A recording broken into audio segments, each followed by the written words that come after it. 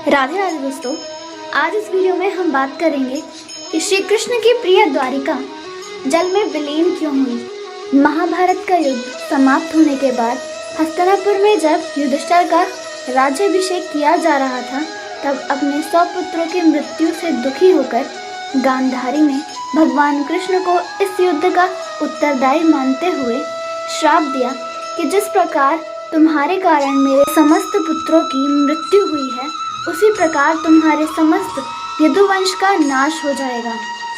एक दिन भगवान कृष्ण के परम मित्र सात्यकी व कृतवर्मा में महाभारत के युद्ध की किसी बात को लेकर विवाद उत्पन्न हो गया, जिसके कारण दोनों आपस में युद्ध करने लगे और सात्यकी ने अपने तलवार से कृतवर्मा का शीश काट दिया, जिसकी वजह से यदुवंश में युद्ध छिड़ गया, जिसमें भगवान कृष्ण के पुत्र प्रद्युम्न की भी मृत्यु हो गई। इस विनाश को देखकर बलराम जी ने भी समुद्र में जाकर समाधि लेकर अपने प्राणों का अंत कर दिया।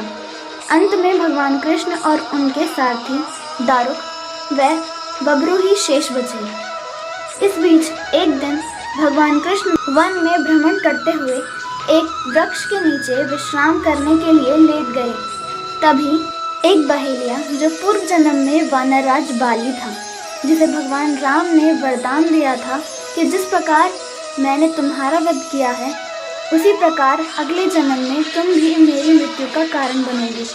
इस कारण से उस बहेलिये को दूर से भगवान कृष्ण के पैर किसी मृग के मुख के समान दिखाई दिए और उस बहेलिये ने अपने तीर से उस मृग पर निशाना साध अपना तीर छोड़ दिया, जो सीधा जाकर भगवान कृष्ण को लगा। जब उस बहेलिये ने वहां जाकर देखा तो उसका तीर एक इंसान को लगा था।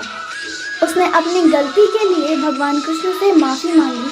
तब भगवान कृष्ण ने उसे अपने पिछले जन्म की बातें बताईं और अपने वरदान को पूर्ण किया तथा अपने सारथी दारुक को बुलाकर कहा कि सभी द्वारिकावासी से कह दो कि मेरी मृत्यु निकट है और मेरी मृत्यु के बाद समस्त द्वारिका नगरी जल में विलीन हो जाएगी।